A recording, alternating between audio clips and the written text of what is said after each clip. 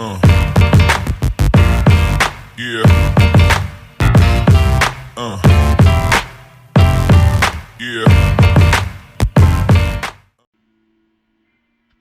Today we're going to go through a reseal job on a ATV shock. This is a TCS, Total Control Suspension. They're long. I guess they merged with Works back in the day and they're long gone now. Luckily for me, this is a 5/8 shaft, so they still sell rebuild kits. I order my stuff through schmittiracing.com. There might be other companies too, but he's got it. If you have the 16mm shaft, I don't know where to get parts from. So let's get into rebuilding this. I've already got all the preload taken out, so the shock's pretty soft.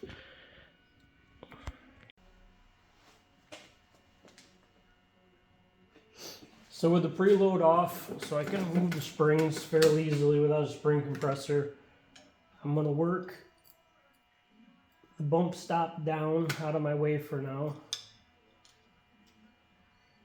With that down, I can slip out the retaining collar and then pull this all off as one unit.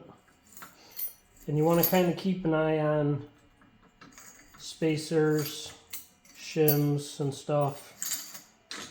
If you like how your suspension's already currently set up, you don't want to mess any of that up.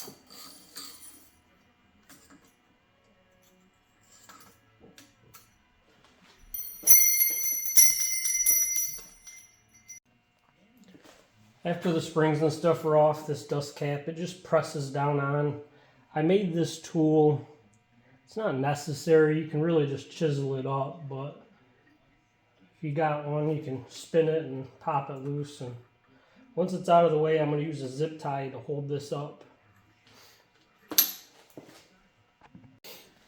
Now that the dust seal's out of the way, we're going to take and release the nitrogen charge and pull the Schrader valve.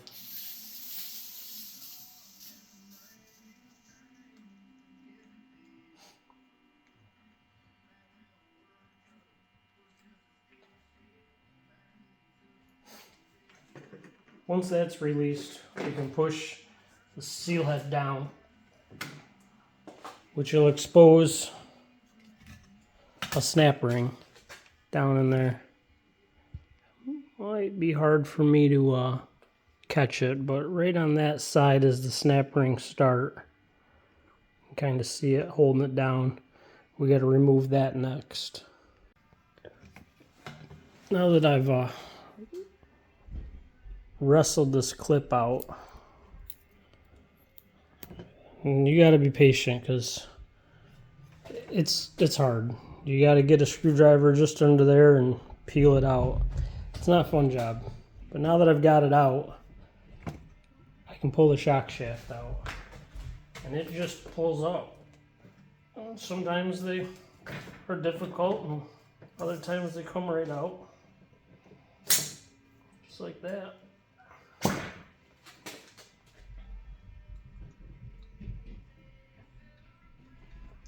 Once that's out, we can push the bladder down into the canister and get the next snap ring out.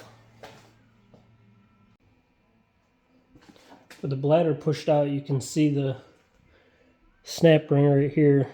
Just use a pick and you pop that out. Once that's out of there, I like to take a brush and just kind of clean out the dirt and whatever else could be in there. Make things easier before I pull out the bladder and the aluminum cap. With the tool you use to remove the Schrader valve, you can twist it on and slowly work it up. Twist it on farther until you're definitely got a good bite on the threads. You don't want to damage anything. Like I said, parts are getting hard to come by for these. And just slowly work it up and out.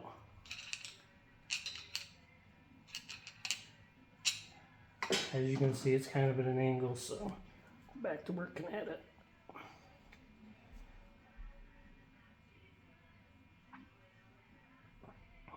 Once you start to see that black bladder, you're almost there. And if you didn't have any nitrogen pressure, you would have to replace this bladder. Now it's time to dump out the shock oil. Over at my parts washer, you can dump out the shock oil. And that oil is in way better shape than the first shock I did. I'm going to leave these draining for a while. And to change the seal head, we got to take this nut off. All those stacks of shims, both front and back, before we can get to the seal head that's this, and replace the parts. Alright, with everything cleaned up, I now have my shock shaft bolted to one of my work tables, but if you had a bench vise, it works just the same. My vise is just occupied at the moment. We're going to take this nut off. I use an impact to break it loose. And then it's important, all this stuff comes off and doesn't get messed up in the order that it's in. So there's washers. With that stuff laid out, you can see here's all my new seals. There's the kit I got from Schmitty Racing. There's the stack of washers, your piston, your other stack of washers, couple spacers. And then here's the seal head. And we're going to change this outer. There's an inner, the O-ring, this sweeper. We're going to change it all because we have all new stuff. And it's as simple as just getting a screwdriver in there or a pick, peeling it out and replacing it with the new stuff.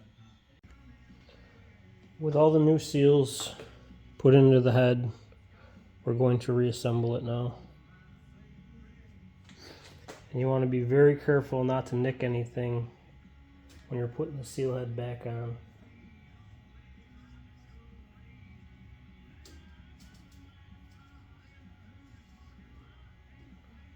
And then we just reversed the order we took it apart in.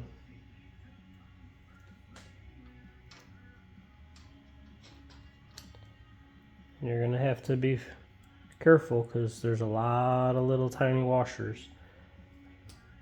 They're not just going to slide together perfectly. You're going to have to work them around a little bit to get the hole lined up.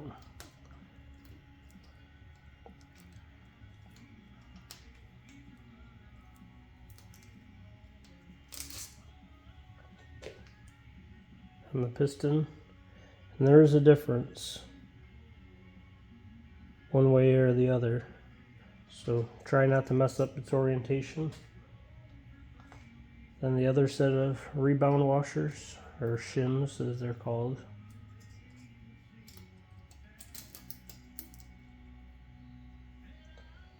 And lastly, the last washer, and tighten the nut back down. Now back over to the workbench where I have the shock in the vise upright. That's the shock oil I choose to use. Lightweight. I don't race motocross, I ride trails. I've already added some in this tube very gently and let it feed into this to push all the air out. So now I'm going to top this tube off and then set the piston in.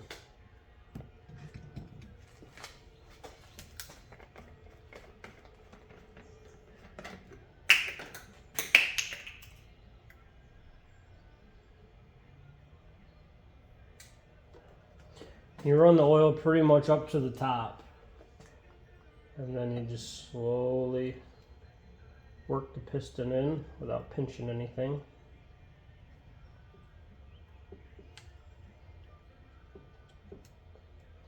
And you should have a little oil come over. It's gonna happen. It should happen. Once you get it down slightly, you're gonna tap on it. I use a brass hammer, but you can use any small hammer. And you're going to turn it to the side just slightly. And all you're trying to do is work the air bubbles out. Once the air bubbles are worked out, then you can start to move this back and forth just to push them air bubbles. I'm not sure if you can see it in the video, but they're moving. They're popping up right there. That's the goal, is to get all the air out of it before we put it back together. Like I said, we're going to lose some oil. Now that that's all out, we're going to push our seal head down.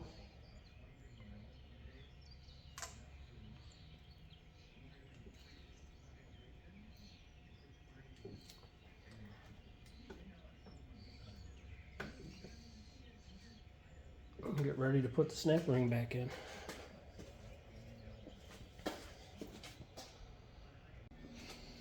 With the seal head down and the snap ring back in, you can put some pressure on your shock, pull it back up to the top if it's not already. Cut the snap ring, then just lightly tap your cap back on.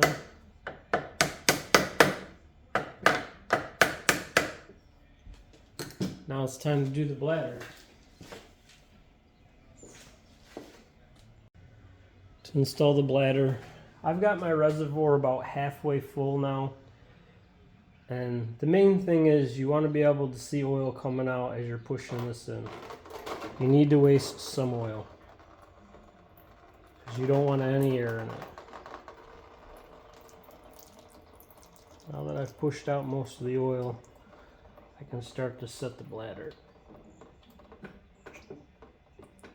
And you're doing this with the Schrader valve out. Once you get it set in, we'll set the snap ring. With that already pushed down enough, just enough to get my snap ring in. Hear that click. I like to take and put a Schrader tool on my cap.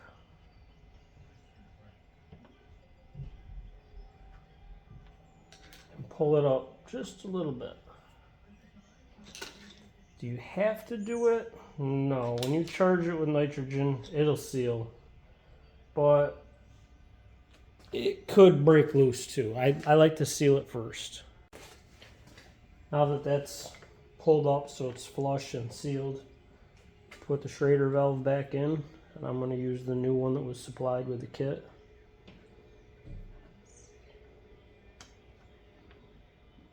Have it snug. Get ready to charge it with nitrogen. So these shocks like to be set at 185 psi. So I got it right around 190. The reason why I'm going just a hair over is when I pull off the Schrader valve, it's going to lose a slight bit of pressure.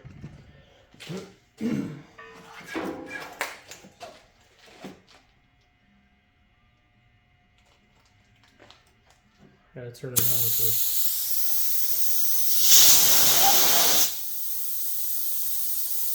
Charged up. We'll just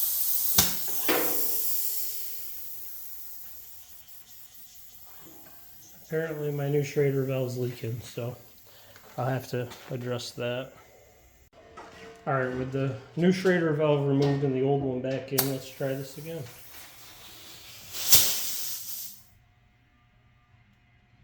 Run it until we don't hear anything transfer.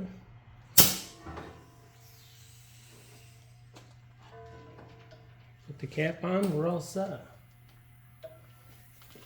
Now we just put the springs back together and get it back on the quad. I hope this video helps you guys. Subscribe. Thanks again.